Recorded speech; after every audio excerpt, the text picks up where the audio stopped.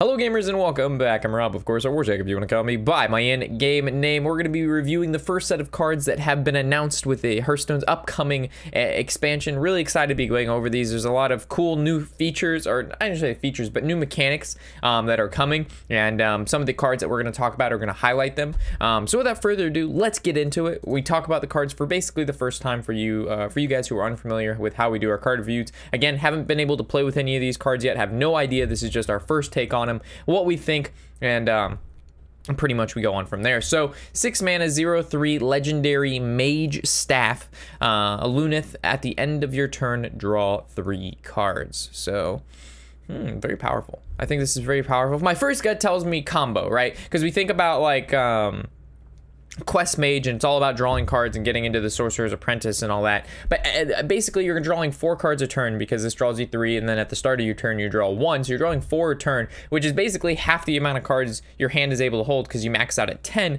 So I think a lot of overdrawing might happen if you end up doing this particular card, like, because most of these cards in the mage deck that you either have to hold them and save them for the combo, like Molten Reflection, you know, Archmage, Sorcerer's Apprentices, and things like that. And then you have cards like Blizzard and Frost Nova, which you can't really all cast in one turn. So I think this really has the potential to overdraw you if you put it in like a combo-based mage deck. And then the only other option is, okay, well, what other mage decks are there? There's like the Control/Burn/Mage, which I don't think you'd want to put it in there because, again, it has pretty high end. And then there's Tempo Mage or Tempo Secret Mage, which normally kind of runs out of cards to around turn 6 or 7. You know, they Firelands Portal, and then what do they have after that, right? It's kind of like Arcane Intellect and you're top decking. So I think this is actually, it won't be a bad card to throw into a more aggressive style mage, more of a mid-range mage, you might say, because after again, turn 6 to 8, somewhere in there, you know, their hand is really low and they're just looking to burn out their opponent. So I think this is actually not a bad, worst case scenario, let's say they kill this, because keep in mind that every class is going to get a new legendary weapon, right? So this legendary weapons are going to be really popular. It's a weapon, so it's going to die to weapon destruction. So Harrison Jones, Acidic Swamp Ooze, Gluttonous Ooze, like stuff like that is going to get really popular really fast. And if those are popular, then the weapons aren't popular. So it's kind of going to go back and forth in between people playing the weapons and not playing the weapons based on how much weapon destruction is being played, which is a whole nother story. Also keep in mind with all the legendary spell or legendary weapons we're going to go over, this ability that triggers at the end of your turn, draw 3 cards. When that triggers, this weapon doesn't lose durability. The durability stays the same. I looked it up on Reddit and got a few answers from there in regards to how some of these mechanic works before I started talking about them, because we had some complaints in our last review. Rob, you need to do research, but if I do research, it kind of takes away from the first look at the card. It gives me some information that, you know, I may not have, you know what I mean. Anyway, I did a little bit of work in regards to how the mechanical part of the card works, and you do not lose durability when the actual status of the card or the effect of the card triggers. So I'm not really sure how you're going to lose durability unless they kill the card. Or maybe there's like, you know, you can use your legend or use weapon durability to get this. I don't know. We haven't seen that kind of stuff yet. But as it stands, I think this is a pretty good card. And I think depending on the mage deck, it will see play. I don't think this is going to be a card that never sees play. I think depending on the mage deck, it will definitely see quite a bit of play. And it's not bad at all. All right, moving to the next one is the Carnivorous Cube. I actually really like this card, especially in more of a control death rattle deck, and we'll get into it in a second. So we have the picture, which looks really fucking weird. It's a 5 mana 4/6, so the stats aren't bad. And it says Battlecry, destroy friendly minion. So like, oh shit, Sam, or Fred, or whatever your friendly minion's name is, you know, you're dead. What do I get out of this deal? Death rattle, summon 2 copies of it. So as we can see, this is going to be really good. It's not so much you'd want to use this on a battle cry because you don't get anything from that other than just summoning the extra copy of the minion. But if you use this on a card like Karen Bloodhoof, maybe a Jade card like Jade Swarmer, Aya Blackpaw, I can't think of the Hendrix, or hopefully I'm saying that right, the Druid Legendary card, the spider dude that summons all the taunts. So you'd actually kill it, make all the taunts, and then make 2 more of those spider dudes when this guy dies. So polymorph effects, cards like Hex, you know, recently nerfed Hex, are definitely going to be really popular cards, in my opinion, with all, especially with the Carnivorous Carnivorous Cube hanging around. I think this is a really powerful card. I'm going to attempt to play one, if not probably one of these in my Jade Rogue deck when we get to it, or maybe like a Taunt Druid. Maybe we can throw one of these in there, or two of them instead of Moat Lurkers. But this is basically just a better Moat Lurker in my opinion. I think this is just a better Moat Lurker. Yeah, good card. I like this card a lot. Moving to our next card, Guild Recruiter. 5 mana, 2/4. Battlecry, recruit a minion that costs 4 or less. So for those of you who are unfamiliar with the recruit mechanic, think of it as it pulls a minion out of your deck randomly. So it's very similar to Rage, Yashar's Rage Unbound or whatever he is, you know, randomly he pulls a minion out of the deck at the end of the turn. This basically does it when you play the card. So a lot of people were saying, you know, Rage should say recruit a card, you know, at the end of the turn because you're pulling a random card out of your deck. They said they're not going to change that, even though it's totally not towards this card, but recruit is basically you pull a random minion out of your deck that costs 4 or less. So I can't think of off the top of my head anything directly that combos super well with this guy. I mean, you have like maybe Shaman, you know, Faceless Dude. He's a 4 mana 7/7. You know, you could pull that guy out if you can play this Shaman. You also have like the other guy who's a 3 mana 2/8. I can't think of the names of them. But basically overstated 3 or 4 mana cards that have a big drawback because of the overload or something like that. Also, Warlock has that 3 mana 3/5 with Taunt. Felguard, I believe his name is. So those are some combos that you'd kind of think of, but I don't think you'd play a deck around this guy, you know. Maybe you could play like a meme deck and the deck revolves around doing cheesy stuff like this, but I don't think it's good enough to actually like build a deck around just to summon a random 4 cost from your deck for 5 mana. Like, it just doesn't seem like that great enough that you'd sacrifice, because you wouldn't want to play 1 and 2 drops. You'd want to focus on having really powerful 3 and 4 drops. Maybe you'd play this in like a Prince deck, because Prince, you normally not run any 2 drops at all besides Prince, right? So you wouldn't have any 2 drops to pull from, and then you normally have powerful 3 and 4 drops. So maybe this actually fit into some form of Prince deck that really doesn't have a lot of 2 drops, and then 1 drops you could just like do spells instead or something, or there's just not a lot of 1 drops, so it's not that big of a deal. But either or, I don't think it's that great, but it could find use in, like I said, particular decks that run very powerful 3 or 4 drop minions. Heading to the next cards, Martin Fox. You actually, everybody, if you didn't catch my informational video regarding the release of this particular set, I believe yesterday, everybody's going to get this card starting next Monday, which, here, let me pull up a date for you guys so I can give you an exact date. Starting the 6th of November until, I believe, the 6th or the 8th. No. The 5th or the 7th of December. So you have basically a month to log into Hearthstone and get Martin Fox. If you're watching this video, obviously you play Hearthstone, no big deal there. And then it's 8 mana 6/6, so the stats suck ass. Battlecry, summon a 0/8 treasure chest for your opponent. And then you kill that treasure chest, and what do you get?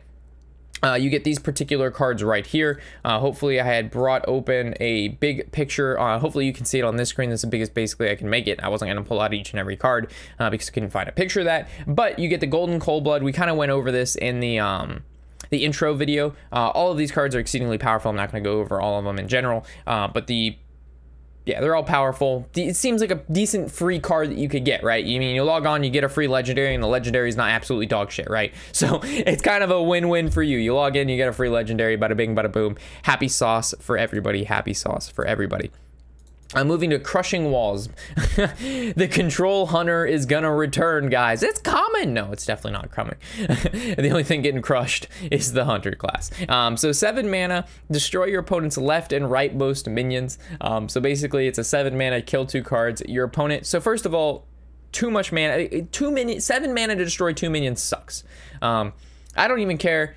Like Siphon Soul, you get to pick the minion, and you gain 3 life, and it costs, you know, a mana cheaper.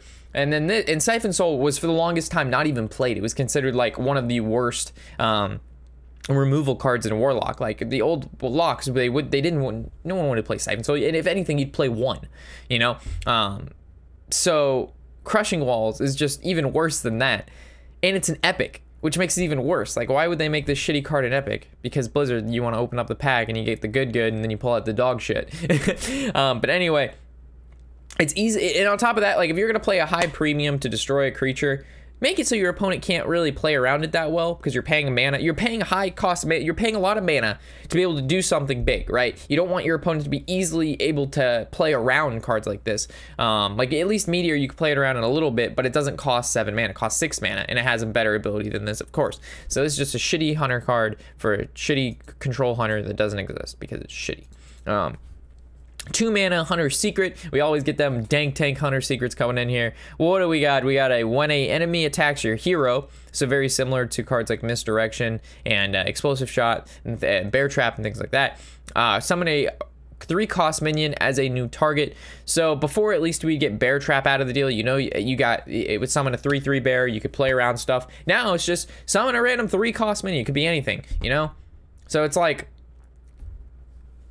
like at least Noble Sacrifice in comparison to the stuff when you attack the hero or attack things, it's a 2/1. You can play around a 2/1. You can make a good play and be like, if it's Noble Sacrifice, I can attack here.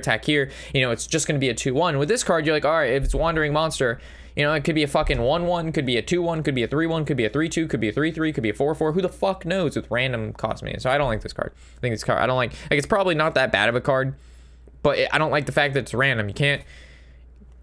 You can play around it, but only to a certain extent, because even the person who played it doesn't know what it's going to generate. So I don't like cards like this at all. I don't like cards that say randomly generate and you can't play around it. Like, it makes this game not very fun. But that's only one card we've covered so far. So the next one's going to be the Dry Gulch Jailer. 2 mana, 1/1 Death Rattle. Add 3 Silverhand Recruits to your hand. 2 mana, 1/1. Horrible. Summon, add 3 Silverhand Recruits to your hand is good. So obviously some form of aggro, even aggro Paladin wouldn't be good because you run Divine Favor in those, right? So you're adding 3 1/1s to your hand, and that doesn't seem that great. So maybe like a hand buff Paladin. You know, you have a lot of Silverhand Recruits. They're normally 1 mana 1/1s, and now they're 1 mana 2/2s, and you can play a bunch of them, or you can buff them even further than that, or you've got some Silverhand Recruit synergies. So maybe we also have the Vine Cleavers out, and we also have a Silverback something. It's a 3 mana, or maybe it's a 4 mana. I don't know. I think it's a 4 mana 3/4 adapt your Silverhand Recruits, very similar to Megasaur, but Megasaur has better stats for some fucking reason. Megasaur should have the same stats as this other card that adapts the Silverhand that does Murlocs. But either regardless, I think the card should be a Battle Cry and make this card a lot better. If it was Battle Cry, add 3 Silverhands, because then you could play it right away. But the fact that it has Death Rattle means it's going to take at least a turn unless you're killing your own minions, which I don't think you'd play a deck that kills your own minions just to get Silverhand Recruit value. So yeah, I don't think this card, even in like a hand buff deck, I don't think there's a room for this guy. Maybe there is. Maybe there's a silver. Maybe mid-range Paladin is going to make its return, and it's going to revolve around Silverhand Recruits. It's hard to say. We haven't seen all the cards yet, so maybe there's some more Silverhand Recruit synergies going on here. And if there is, maybe this card finds use. But at the moment, with what we have, I don't think this is good enough to play in a hand buff or some form of mid-range Silverhand Recruit adapt card or adapt deck. Next one, Dragon Soul. Another legendary weapon. This is the Priest legendary weapon, as you can tell by the dragon part. After you cast 3 spells in a turn, summon a 5/5 dragon. Again, a 0 attack, 3 durability. When this triggers, when you summon the 5/5 dragon from casting 3 spells, it doesn't cast durability. Reminder, it could be there forever until it gets destroyed by a weapon destruction ability, creature, and a spell. The fact that you cast 3 spells in a turn really isn't that hard for Priest. If we look at Priest right now, Priest has a lot of cheap spells. Look at Lyra, Auctioneer, comboed with, you know, Circle of Healing, Inner Fire, Divine Shield, Power Ward Shield, Potion of Madness, Shadow Ward Pain. The fucking list goes, Silence. The list goes on forever, right? Smite. There's just all of these really cheap Priest spells, Binding Heal, and being able to cast 3 of them in a turn really isn't that hard. Can you trigger this multiple times in a turn? Let's say you play 6 spells. It's a lot of fucking spells, but I'm assuming it does trigger multiple times in a turn. Maybe not. Maybe it only triggers once, because it says after you cast 3 spells in a turn, summon a dragon. Period. And then after this 3 spurs, maybe you can just cast again. I'm not sure.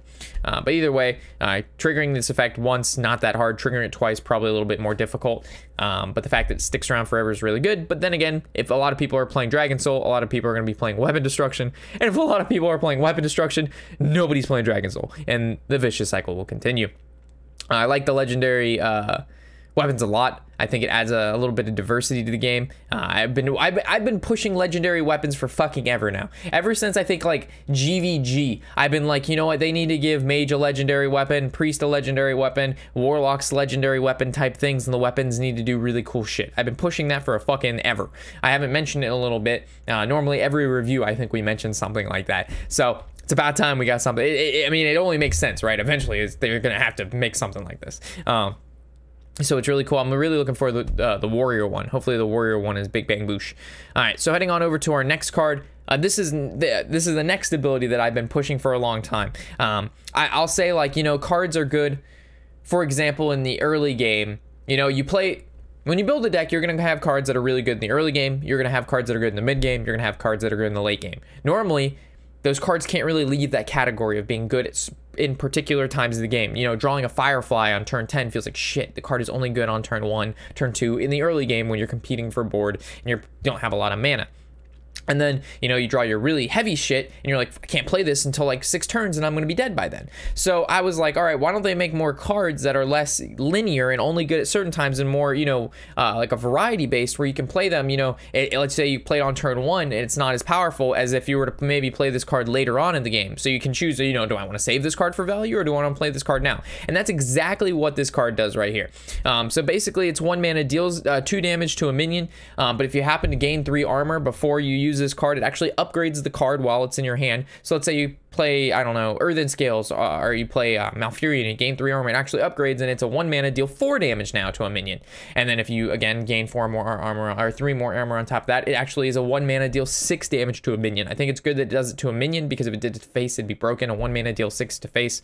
I mean, it's already a fireball at its final stage and it's for 1 mana. If this could go face, it'd be way too broken. And one of the things that druids lack really specifically is cheap single target removal. They have like Wrath, but that only does 3 damage. They have Swipe, which is 4 mana for 4 damage. You look at, you know, Mage, 4 mana, 6 damage. So the Druid doesn't have anything near that. Yeah, so this kind of fills in the cheap, you know, cheap spell, decent damage, similar to like Living Roots when that was around. You know, 1 mana, deal 2 damage. This is 1 mana, deal 2 damage with the possibility of upgrading, but it doesn't have that secondary ability.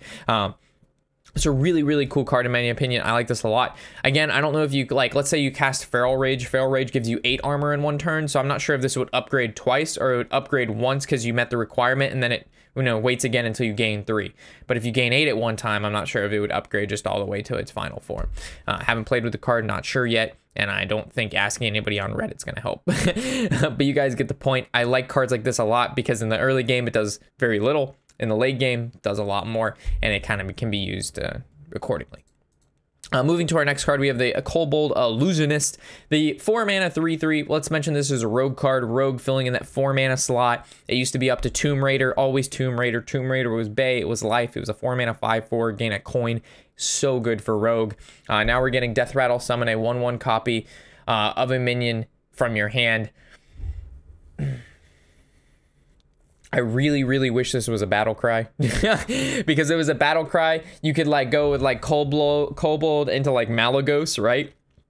And then be able to cast a lot like Fan of Knives and stuff like that. I think that'd be awesome to be able to combo stuff from your hand with this. If it had like that battle cry, like an Auctioneer, you know, Miracle Rogue would probably be pretty good again if this could make an Auctioneer.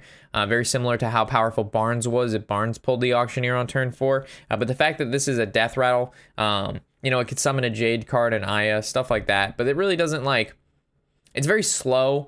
And what if you don't have a Death Rattle card in your hand? Like what happens if it's, you know, you top deck this card and it's just a 4 mana 3/3 that doesn't do anything? Like that's just shitty. So I don't think this card is actually that good.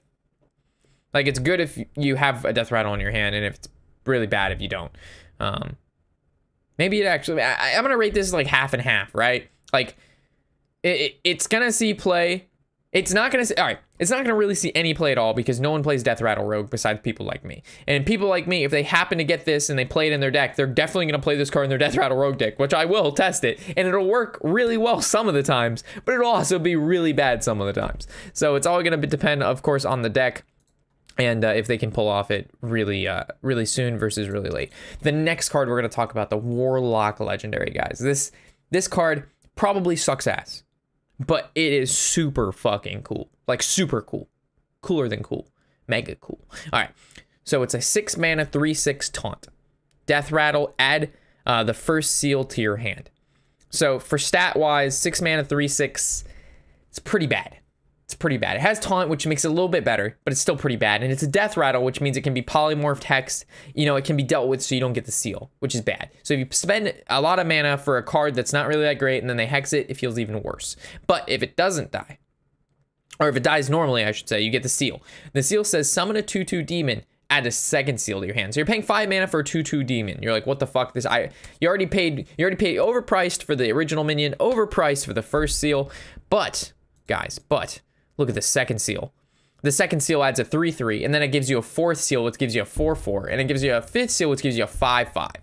So the seals just keep getting bigger. Like, all right, I'm growing towards something.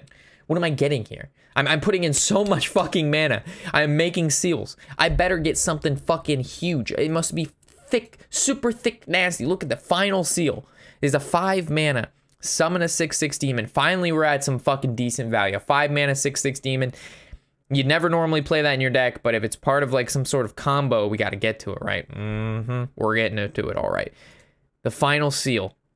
Get you a guy called, I can't read that because it's too fucking small, but I'm gonna pop him up on the screen. Look at this fucking thing. It's a 10 mana 10/10 demon. He's thick as shit. And he says, Battle Cry, destroy your opponent's deck. Drops mic. Battle Cry, destroy your opponent's deck. Super cool ability, super cool guy. You're never gonna pull this off because it costs like here. We got a 5, 10, 15, 20, 25 mana just in seals, 26, and then add the 10, 10. So it costs 36 fucking, oh wait. I think there's more seals. This is 2, 2, 3, 3, 4, 4, 5, 5, 6, 6. Never mind. All right, so 5 times 5, 25, 31, 41 fucking damage. Or 41 damage. 41 mana it costs to play this guy. 41 manas. That's a lot of manas. But he destroys your opponent's deck. So I'm gonna obviously play some Warlock deck that has this in there. I'm gonna try to make it work. It may not be that powerful, but it's gonna be fucking cool when we do it. Because normally by the time, let's run through this. Like, you play this card, let's say best case scenario, you play this on turn 6, right? There's not a fucking way in the world that you're playing these 5 mana 2/2s and 3/3s and you're not getting shat on, right? So you're playing these accordingly. Maybe you play this by like turn 15, somewhere between 15 and 20, if only you've dropped her on 6 and you've been able to play some of these seals in between turns, even though they cost a fuck ton of mana. You're playing this when your opponent has less than 10 cards in their deck anyway. Plus, you've given up the entirety of your early game playing shitty cards. So, gonna be a really bad card in my opinion. It's gonna be really hard to play. It's basically gonna be this guy and a bunch of fucking removal in the deck. But either way, I think it's a super fucking cool card. I think this is an awesome card, and I like cards like this in the game. Like, I wish he was a little bit more playable, but I mean, is that not cool? I mean, that's pretty fucking cool. All right, so moving to the next card. Again, we have this form of upgrade card. I wish I could fucking read it because it's so small on the screen. Hopefully you can read it. But I believe it says for 7 mana, summon 1 copy of a friendly minion, and then you can evolve it, and then it goes from 2 copies, and then it summons the 3 copies, and you upgrade this card by overloading it. On my screen, my like OBS is tiny, and if I bring it up, it surpasses the monitor. But again, I really hope you guys can see this. And I probably should have made it a little bit bigger for you guys. But either way, I'm sure you can read it. You're not blind like me who wears glasses. But anyway, again, I like the fact that I don't think this card is very good at all. 7 mana to summon 3 copies of a minion to me suck. You play this in some form of like Death Rattle, right? And at that point, like, why? Just why?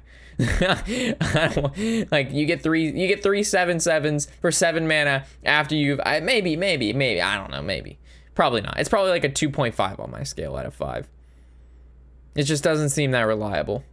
It just seems like a dead card for most of the game. And this is like, oh, you have to have a good card. You have to have a good enough card on the board that you'd want to play this on it for 7 mana. And you're not interacting with the board at all. You're just duplicating a minion. It can easily die to cards like Twisting Nether, Brawl, and stuff like that. So I don't know about that. I don't know about all that. So the next card we're going to go over is a Priest card. And this one seems a little underwhelming for me. So is it fucking that small? When I was going over this, it did not seem that small. We're gonna bump this guy up. I know it's gonna go over the intro, but let's try to bump that shit up. So it says give a minion +2/+2, and then give it a bonus effect in your hand as the effects riddle down. So a bonus effect in your hand. I don't know if it randomly chooses the bonus effect, or like there's other cards in your hand that have these effects, and then it just randomly chooses one, right? But for 3 mana, getting +2/+3 isn't really that good. We've seen a 3 mana priest spell before, Velen's Chosen. It was really good. It gave +2/+4 and then +1 spell power, which was every priest played. It was a very good card. So this +2/+2, so you're losing out on 2 health, plus you're losing out on that spell power, but you're gaining, you know, +2/+2 in lifesteal. Lifesteal I don't think is worth extra 2 health and spell power. Divine Shield, we know that's worth roughly 1 mana, so it's not, doesn't give me that oozy. Summon a 1/1 copy of it. If it's a Death Rattle, maybe. This is probably the best one, the second from the last. Then give a minion +2/+2 and Death Rattle. I can't even fucking read that. It just looks like blurry shit from here. But anyway, this card kind of seems underwhelming in my opinion. I don't think this card, like, it doesn't give me that warm and cuddly. Due to the fact that priests have a very slow time on turn 3 right now, it really doesn't, like, they don't have a lot going on for them. They have like a Talon Priest, you know, a Thought Steal. But besides that, what do they have besides Talon Priest? Maybe an Alkali Pain. You know, they normally just hero power play a 2-drop. So they're just trying to fill that 3-drop slot with something like a buff that buffs the minion that they played on turn 2. And maybe adds a cool effect because they wanted to do some variety instead of being so stagnant with just like plus this amount of health and plus this amount of attack, because then that would be a direct copy of Velen's Chosen. But at the same time, I think they might have made this like a 2-mana card and it was too powerful. And then they like turned it to like a 3. And then now it just kind of stinks. So I don't know, we'll have to see. But anyway, guys, that wraps up all of the cards thus far that have been released. Again, as more cards get announced and released, I'll be going over them. I'm doing a first look on them. So if the card that you wanted me to review is not in this one, it'll be in the next one. And if I happen to miss out on anything with any of these cards, you'd like to give your feedback as well, feel free to in the comment section below. I look forward to seeing what you guys have to say about these new cards. And you know, if I happen to miss out on anything or if you just got some more input. So with that, thanks for watching, and I will catch you in the next episode. Of course, I am Robert Warshak, and happy whatever the hell day it is.